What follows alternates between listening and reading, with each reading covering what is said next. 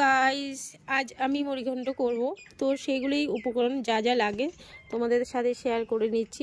কি আমার এই মুড়িঘণ্ট করতে যা যা লাগে সেটাই দেখাবো তোমাদের। প্রথমে আমি নিয়েছি লঙ্কার গুঁড়ো। আমি যতটা নিয়েছি তোমরা তোমাদের স্বাদ মতো নিতে পারো।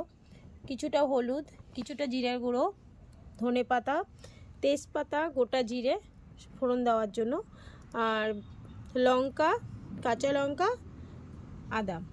সাথে আছে তোমাদের আলু, গোবিন্দভোগ চাল, পেঁয়াজ নিয়েছি, মাছের মাথা। তো দেখতে থাকো কিভাবে আমি তৈরি করছি। করবো কাঠে আমার আগে রান্না হচ্ছিল বলে কাঠটা আগেই ধরানো আছে উনানটা। তো দেন কড়াই নিয়েছি, এবার তেল দেব। আমি মাছের মাথাটা আগে ভেজে নেব একটু। আমি প্লেন নুন হলুদ দিয়ে ভেজে নিচ্ছি।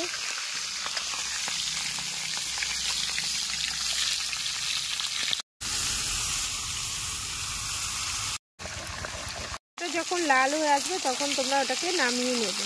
ঠিক আছে, আমার মাথা ভাজা কমপ্লিট।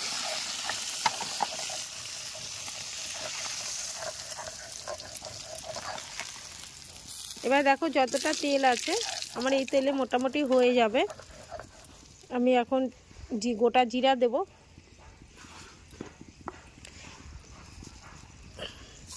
তেজপাতা দিয়ে নিলাম, গোটা জিরা দিয়ে নিলাম।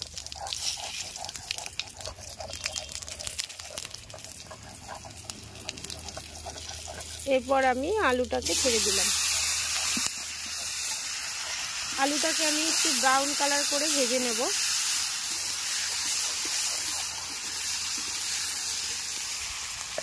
হালকা একটু হলুদ দিয়ে দিলাম। আলুটা ব্রাউন কালার ভাজা হয়ে গেছে। এবার আমি পেঁয়াজ দিয়ে দেব। যে যতটা পেঁয়াজ খাও ততটাই দেবে। আমি হালকা অল্প পরিমাণে দিলাম। পেঁয়াজটা দিয়ে আমি হালকা ব্রাউন কালার করব পেঁয়াজটাকেও। এবার দেখো পেঁয়াজটা কিন্তু ব্রাউন কালার অনেকটা হয়ে এসছে। এবার আমি গোবিন্দভোগ চালটা দেব, এটাকেও ফ্রাই করে নেব।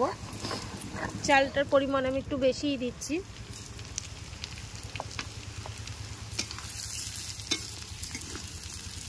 এবার একসঙ্গে এটাকে ভেজে নেব।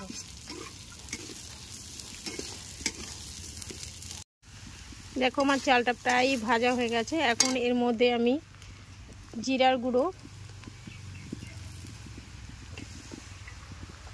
লঙ্কার পেস্ট, আদার পেস্ট দিয়ে দিলাম,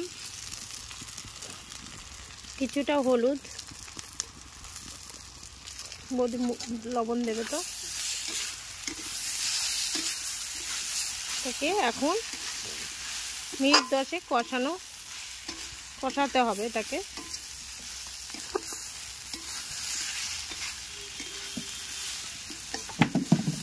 লবণ দাও, স্বাদ অনুযায়ী লবণ দিয়ে নিচ্ছি। তারপর আমি জল দিয়ে দেবো। জল দিয়ে দেবো। এবার এটাকে অনেকক্ষণ ধরে কষিয়ে নিতে হবে, তারপর মাথাটাকে ছাড়তে হবে। যেগুলো ভেজে রেখেছিলাম সেগুলো দিয়ে দিলাম।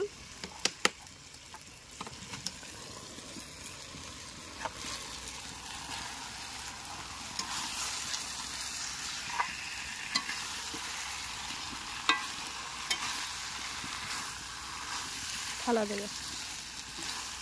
এবার কিছুক্ষণ একদম কম আঁচ দিয়ে ঢেকে দেবো জিনিসটাকে সেদ্ধ হওয়ার জন্য।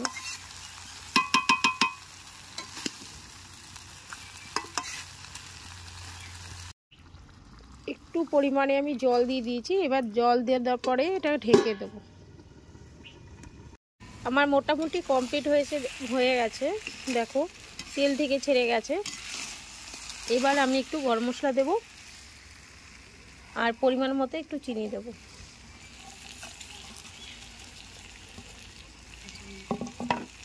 দুটো কাঁচা লঙ্কা দিয়ে দিয়েছি আমি।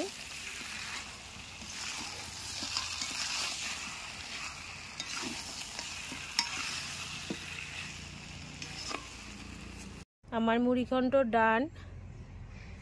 দেখো কমপ্লিট হয়ে গেছে।